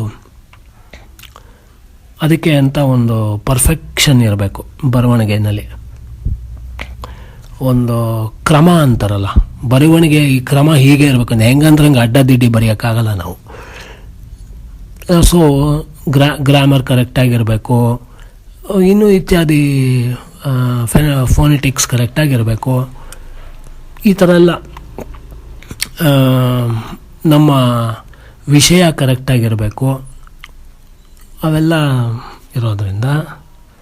ಸೊ ಇದು ಬೇಸ್ಡ್ ಆನ್ ದ್ಯಾಟ್ ಇದು ಪರ್ಫೆಕ್ಟಾಗಿತ್ತಿದು. ಶೋಕಮಯವಾಗಿರುವಂತಹ ಇವರು ನುಡಿದಂತಹ ಒಂದು ವರ್ಡು ಶ್ಲೋಕ ರೂಪದಲ್ಲಿ ಬಂದಿರುವಂಥ ಸಂಗತಿ ಆಗಿತ್ತು. ಅದು ವಾಲ್ಮೀಕಿ ಮುನಿಗಳಿಗೆ ಗೋಚರ ಆಗಿತ್ತು. ಅಂದರೆ ಕರೆಕ್ಟ್ ಅಲ್ವಾ, ಶ್ಲೋಕ ಆಗಿದೆ ಇದು ಅಂತ. ಯಾಕೆಂದರೆ ಅದನ್ನು ನಾರದರು ಮತ್ತು ಬ್ರಹ್ಮ ಇಬ್ಬರು ಅದನ್ನು ಅವ್ರಿಗೆ ಮಂದಟ್ಟು ಮಾಡಿಕೊಟ್ಬಿಟ್ಟು ಹೋಗಿರ್ತಾರೆ. ನೀನು ಅದು ಕರೆಕ್ಟಾಗೆ ಮಾಡಿದ್ಯಪ್ಪ, ಶ್ಲೋಕದ ರೂಪದಲ್ಲಿದೆ, ಅದು right with the same pattern, ಲಯಬದ್ಧವಾಗಿದೆ ಅದು. ಆ ಲಯಬದ್ಧವಾಗಿರುವಂತಹ 4 ಪಾದದ ಒಂದು ಸಮಾಕ್ಷರಗಳಿಂದ ಕೂಡಿದಂತಹ ಶ್ಲೋಕನ ನೀನು ರಚನೆ ಮಾಡು, ಹಾಗೆ ಮುಂದೆ ರಚನೆ ಮಾಡ್ಕೊಂಡು ಹೋಗು. ಅದೇ ರಿದಮ್ ಪ್ಯಾಟರ್ನ್. ಇವಾಗ ನಾವು ಯಾವುದೇ ಒಂದು ಸಂಗೀತ ಆಗಲಿ, ಡ್ಯಾನ್ಸ್ ಆಗಲಿ, ಒಂದು ತಾಳಬದ್ಧ, ಲಯಬದ್ಧ, ಸ್ವರಬದ್ಧ ಅಂತೆಲ್ಲ ಹೇಳ್ತೀವಲ್ವಾ. ಸೊ ಇವಾಗ ಆ್ಯಕ್ಟಿಂಗ್ ವಿಷಯದಲ್ಲೂ ಅಷ್ಟೇ ಟೈಮು, ಸ್ಪೇಸು ಅದನ್ನು ನಾವು ಕರೆಕ್ಟಾಗಿ ನಾವು ಮೇಂಟೈನ್ ಮಾಡ್ಕೊಂಡು ಹೋಗಬೇಕು. ಟೈಮಿಂಗ್ ಅಂತ ಅಂತೀವಲ್ಲ, ಯಾವ ಟೈಮಿಂಗ್ ಕರೆಕ್ಟಾಗಿ ನಾವು ಡೈಲಾಗ್ ಹೇಳಬೇಕು, ಮತ್ತು ಯಾವ ಸ್ಪೇಸು ಅಂದರೆ ನಾವು ಎಲ್ಲಿ ನಿಂತ್ಕೊಂಡು ಹೇಳಬೇಕು, ಯಾರ ಜೊತೆ ಇದ್ದಾಗ ನಾವು ಏನು ಹೇಳಬೇಕು, ಎಷ್ಟು ಲೈಟಿಂಗ್ಗೆ ಎಷ್ಟು ಅಂತರದಲ್ಲಿರಬೇಕು, ಇದೆಲ್ಲ ನಾವು ಕಲಾವಿದರಾಗಿ ನಾವು ಮಾಡ್ತೀವಲ್ಲ ಆ ಥರ, ಅದು ಒಂದು ಕ್ರಮ. ಅದೇ ಥರ ಇಲ್ಲೂ ಅಷ್ಟೇ ಬರೆಯುವಾಗ ಶ್ಲೋಕ ರೂಪವಾಗಿರುವಂತಹ ಈ ಒಂದು ಪರ್ಟಿಕ್ಯುಲರ್ ಮಾನಿಷಾದ ಏನಿದೆಯೋ ಅದು ಕರೆಕ್ಟಾಗಿತ್ತು. ಎಲ್ಲ ಲಯಬದ್ಧವಾಗಿ, ಕ್ರಮಬದ್ಧವಾಗಿ, ಸಾಹಿತ್ಯ ರೂಪದಲ್ಲಿ ವಿತ್ ಎವ್ರಿಥಿಂಗ್ ಗ್ರಾಮ್ಯಾಟಿಕಲ್ ಪರ್ಫೆಕ್ಷನ್ ಇತ್ತು. ಸೊ ಅದನ್ನು ನೀನು ರಚಿಸು ಅಂತ ಹೇಳಿದ್ರಲ್ಲ. ಸೊ ಇವರು ಅದನ್ನು ನೆನೆಸ್ಕೊಂಡು ಶ್ರೀಮದ್ ರಾಮಾಯಣವನ್ನು ಸಂಪೂರ್ಣವಾಗಿ ಇದೇ ಬಗೆಯಲ್ಲಿ ಹಾಡಲು ಯೋಗ್ಯವಾದ ಶ್ಲೋಕಗಳಿಂದ ವಿರಚಿಸಬೇಕೆಂಬ ಬುದ್ಧಿ ವಾಲ್ಮೀಕಿಗಳಿಗೆ ಉಂಟಾಯಿತು. ಅಂದರೆ ಅವರು ಡಿಸೈಡ್ ಮಾಡಿಕೊಂಡ್ರು, ಎಸ್ ಇವಾಗ ಏನು ರಿದಮ್ ಪ್ಯಾಟರ್ನಲ್ಲಿ ನಾನು ಏನು ಅದನ್ನು ಹೇಳಿದ್ದೀನೋ ನಾನು ಶ್ಲೋಕನ, ಅದೇ ರಿದಮ್ ಪ್ಯಾಟರ್ನಲ್ಲಿ ರಾಮಾಯಣನ ನಾನು ರಚನೆ ಮಾಡಬೇಕು ಅಂತ ಅವರು ಸ್ಟಾರ್ಟ್ ಮಾಡಿದ್ರು ರಚನೆ ಮಾಡೋಕ್ಕೆ ಅಂತ ಇಲ್ಲಿ ಹೇಳ್ತಾರೆ. ಆನಂತರ ಪ್ರತಿಭಾಶಾಲಿಗಳಾದ ಆ ವಾಲ್ಮೀಕಿ ಮುನಿಗಳು ಕೀರ್ತಿಶಾಲಿಯಾದ ಶ್ರೀರಾಮನ ಯಶಸ್ಕರವಾದ ಕಾವ್ಯವನ್ನು ಅನೇಕ ಶ್ಲೋಕಗಳಿಂದ ವಿರಚಿಸಿದರು. ಓಕೆ, ಸೊ ಪ್ರತಿಭಾಶಾಲಿಗಳಾದ ವಾಲ್ಮೀಕಿ ಮುನಿಗಳು ಕೀರ್ತಿಶಾಲಿಯಾದ ಶ್ರೀರಾಮನ ಒಂದು ಯಶಸ್ಕರವಾದಂತಹ ಈ ಕಾವ್ಯನ ಅನೇಕ ಶ್ಲೋಕ, ಅಂದರೆ ಇದರಲ್ಲಿರೋದು 24,000 ಶ್ಲೋಕ ಅಂತ ಹೇಳ್ತಾರೆ, ಅಷ್ಟು ಶ್ಲೋಕದಿಂದ ರಚನೆ ಮಾಡಿದ್ರು. ಮತ್ತು ಆ ಶ್ಲೋಕಗಳಲ್ಲಿ ದೋಷರಹಿತವಾದ ವರ್ಣವಿನ್ಯಾಸವಿದೆ. ಇವರು ಬರೆದಿರೋಂಥ ಒಂದು ರಾಮಾಯಣದ ಶ್ಲೋಕಗಳಲ್ಲಿ ದೋಷರಹಿತ, ಯಾವುದೇ ಆದಂತಹ ಒಂದು ಕೆಟ್ಟ ದೋಷಗಳೂ ಇಲ್ಲ. ಅದು ಪರ್ಫೆಕ್ಟಾಗಿದೆ, ವಿತೌಟ್ ಎನಿ ಡಿಫೆಕ್ಟ್. ಸೊ ಅಂತಹ ಒಂದು ದೋಷರಹಿತವಾದ ವರ್ಣವಿನ್ಯಾಸದಿಂದ ಕೂಡಿದಂಥದ್ದು. ಶ್ಲೋಕಗಳು ರಸಭಾವಗಳಿಗೆ ಅನುರೂಪವಾದ ಶಬ್ದಾರ್ಥಗಳಿಂದ ಮನೋಹರವಾದವು. ಶ್ಲೋಕಗಳು ರಸಭಾವಗಳಿಗೆ ಅಂದ್ರೇನು, ನವರಸ. ನಾವು ಒಂದೊಂದು ಹಾಡು ಹೇಳ್ತಾಗ್ಲೂ ಪ್ರತಿಯೊಂದು ಹಾಡಿನ ರಾಗಕ್ಕೂ ಒಂದೊಂದು ಆ ರಾಗದೊಳಗಿರೋ ಉಪರಾಗ ಏನೇನೋ ಇರುತ್ತಲ್ಲ ಮ್ಯೂಸಿಕ್ಗೆ ಸಂಬಂಧಪಟ್ಟಂಗೆ, ಆ ರಾಗ ಎಲ್ಲ ನಮ್ಮ ಒಂದು ರಸಗಳು, ಅಂದರೆ ನಮ್ಮ ನವರಸಗಳನ್ನು ಟೆಂಪ್ಟ್ ಮಾಡುತ್ತೆ, ಎಬ್ಸುತ್ತೆ, ಆ್ಯಕ್ಟಿವೇಟ್ ಮಾಡುತ್ತೆ. ಹೌದಾ? ಹಾಗೆ ಈ ಶ್ಲೋಕಗಳು ಕೂಡ ರಸಭಾವಗಳಿಂದ ಅನುರೂಪವಾದ ಶಬ್ದಾರ್ಥಗಳಿಂದ ಮನೋಹರವಾದವು. ಅರ್ಥ ಆಯ್ತಾ? ಶಬ್ದಾರ್ಥಗಳಿಂದ ಕೂಡಿದಂತಹ ಈ ಸಂಪೂರ್ಣ ಶ್ಲೋಕ ಭಂಡಾರ ರಸಭಾವಗಳಿಂದ ಅನುರೂಪವಾದಂತಹ ಒಂದು ಏನು ಹೇಳ್ತಾರೆ, ಬೆಲೆ ಕಟ್ಟಲಾಗದಂತಹ ಒಂದು ಕಾವ್ಯ ಭಂಡಾರ. ಅದನ್ನು ಕೇಳ್ತಾ ಇದ್ದರೆ ಆ ಸಂತೋಷನೇ ಬೇರೆ ನಮಗೆ. ಅದು ಸಂತೋಷ ಅಂತಂತ ಹೇಳೋಕ್ಕಿಂತ ಆನಂದ, ಅದು ಆ ಆನಂದ ಸಿಗುತ್ತಲ್ಲ ನಮಗೆ ಈ ರಾಮಾಯಣ ಕಾವ್ಯ ಓದ್ತಿದ್ದಾಗ. ಅಂದರೆ ಮೈ ನಖಶಿಖ ಅಂತ ನಿಮರೆದ್ದೋಗ್ಬಿಡುತ್ತೆ. ಹಾಗೆ ಇಟ್ ಆ್ಯಕ್ಟಿವೇಟ್ಸ್ ನಮ್ಮ ಅಡ್ರೆನಲಿನ್ ಇದನ್ನು ಪವರ್ನ ಟಕ್ ಅಂತ ಎಬ್ಸುತ್ತೆ. ಅಂದರೆ it activates our every senses. ಹಾಗೆ ಸರಿ, ವಾಲ್ಮೀಕಿ ಮುನಿಗಳು ರಚಿಸಿದ ಈ ರಾಮಾಯಣ ಕಾವ್ಯದಲ್ಲಿ ರಘುನಾಥನ ಚರಿತ್ರೆ ಇದೆ, ಸ್ವಾಮಿಯ ಚರಿತ್ರೆ ಇದು, ರಾಮನ ಚರಿತ್ರೆ. ರಘುನಾಥ, ರಾಮ ಎಲ್ಲ ಅವನೇ, ಪುಣ್ಯಾತ್ಮ. ಅವನ ಸಂಪೂರ್ಣ ಚರಿತ್ರೆ ಇದೆ, ಶ್ರೀರಾಮನ ಚರಿತ್ರೆ ಇದರಲ್ಲಿ ಸಂಪೂರ್ಣವಾಗಿ ಅಡಕವಾಗಿದೆ. ಅಡಕವಾಗಿದೆ ಅಂದರೆ ಸಂಪೂರ್ಣ ಇದರೊಳಗೆ ಇದೆ ಅಂತ ಅರ್ಥ. ಸರಿ, ರಾವಣನನ್ನು ವಧಿಸಿದ ವೃತ್ತಾಂತವಿದೆ. ರಾವಣನನ್ನು ವಧಿಸಿದ ವೃತ್ತಾಂತವಿದೆ ಅಂದರೆ ಆ್ಯಕ್ಚುಲಿ ರಾವಣ ಅಂದರೆ ನಮ್ಮ ಕೆಟ್ಟ ಮನಸ್ಸುಗಳು. ರಾವಣ ಕೆಟ್ಟ ಮನಸ್ಸಿನ ಒಬ್ಬ ರಾಕ್ಷಸ, ಪೋಲಿ ರಾಕ್ಷಸ. ಅವನು ಪೋಲಿ, ಮಹಾಪೋಲಿ, ದುಷ್ಟರಲ್ಲಿ ದುಷ್ಟ ಅವನು. ಒಂದು ವರ್ಡ್ ಹೇಳಬಹುದು ಅಥವಾ ಹೇಳಬಾರ್ದು ಗೊತ್ತಿಲ್ಲ, ಯಾವುದಕ್ಕೂ ಇಲ್ಲಿ ಪ್ರಸ್ತಾವನೆಗೋಸ್ಕರ ಒಂದು ಮಾತು ಹೇಳ್ತೀನಿ. ಲೋಫರ್ ಅಂತ ಹೇಳ್ಬೋದು, ತಪ್ಪು ತಿಳಿಬೇಡಿ ಯಾರು, ಆ ಥರ. ಸೊ ಹಾಗನ್ನಬಾರ್ದು, ಏಕೆಂದರೆ ಒಂದು ಪ್ರವಚನ ಮಾಲಿಕೆಯಲ್ಲಿ ಇಂತಹ ಒಂದು ಪದನ ಬಳಸಬಾರ್ದು. ಒಬ್ಬ ದುಷ್ಟ, ಅತಿ ದುಷ್ಟರಲ್ಲಿ ದುಷ್ಟ, ಹೆಣ್ಣು ಮರುಳ ಅವನು, ಕಾಮಿಷ್ಟ, ಮಹಾಕ್ರೂರಿ, ಕೆಟ್ಟವನು, ವರ್ಸ್ಟ್ ಫೆಲೋ ಅವನು. ಅಂತಹ ಒಬ್ಬ ಕೆಟ್ಟ ಇವನನ್ನು ರಾಮ ಕೊಲ್ಲುವಂತಹ ಒಂದು ಅಮೋಘವಾದಂತಹ ಒಂದು ವೃತ್ತಾಂತದ ಚಿತ್ರಣ ಇಲ್ಲಿ ಬರುತ್ತೆ. ವೃತ್ತಾಂತದ ಒಂದು ಕಥೆ ಇದೆ. ವ್ಯಾಕರಣ ಮರ್ಯಾದೆಯನ್ನು ಅನುಸರಿಸಿ ಸಂಧಿ ಮಾಸಗಳ ಸಂಘಟನೆ ಇದೆ. ಪರ್ಫೆಕ್ಟ್ ವ್ಯಾಕರಣವಾಗಿರುವಂತಹ, ಅಂದರೆ ವ್ಯಾಕರಣಬದ್ಧವಾದಂತಹ ಪರ್ಫೆಕ್ಟ್, ಸಂಸ್ಕೃತಕ್ಕೆ ಭಾಷೆಗೆ ಎಲ್ಲೂ ಅಪಭ್ರಂಶ ಆಗದೆ ಇರೋ ಥರ perfect grammar, perfect intonation, pronunciation. So ಇದರಿಂದ ಅಂದರೆ ಸಂಧಿ ಮಾಸಗಳ ಸಂಘಟನೆ ಇದೆ. ಪರ್ಫೆಕ್ಟ್ ಸಂಧಿ ಸಮಾಸ ಇದರಿಂದ ಕೂಡಿದಂತಹ ಒಂದು ಸಂಘಟನೆ, ಇದು ಒಂದು ಕಾವ್ಯ ಭಂಡಾರ. ಮತ್ತು ಸಮತಾ ಮಾಧುರ್ಯ, ಅಫ್ಕೋರ್ಸ್ ಸಮತಾ ಮಾಧುರ್ಯ ಅಂತಂದರೆ ಮಧುರವಾದಂತಹ, ಇಂಪಾದಂತಹ.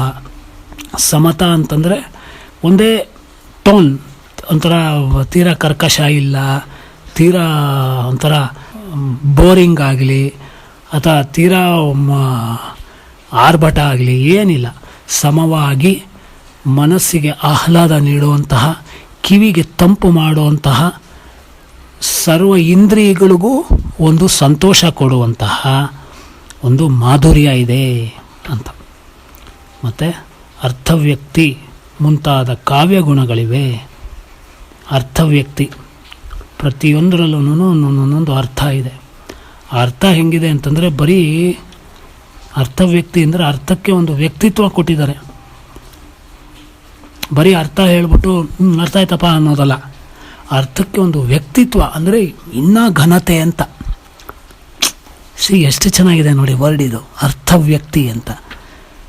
ಸೊ ಅರ್ಥ ಕೊಡೋದಲ್ಲದೆ ಅರ್ಥಕ್ಕೆ ಒಂದು ವ್ಯಕ್ತಿತ್ವ ಇದೆ, ಮತ್ತು ಮುಂತಾದ ಕಾವ್ಯಗುಣಗಳಿವೆ. ಈ ರಾಮಾಯಣವನ್ನು ನೀವೆಲ್ಲರೂ ಕೇಳಬೇಕು. ಇಲ್ಲಿಗೆ ಶ್ರೀಮದ್ ವಾಲ್ಮೀಕಿ ರಾಮಾಯಣದ ಬಾಲಕಾಂಡದಲ್ಲಿ ಬರುವಂತಹ 2ನೆಯ ಸರ್ಗ ಮುಕ್ತಾಯವಾಯಿತು. ಶ್ರೀಕೃಷ್ಣಾರ್ಪಣಮಸ್ತು.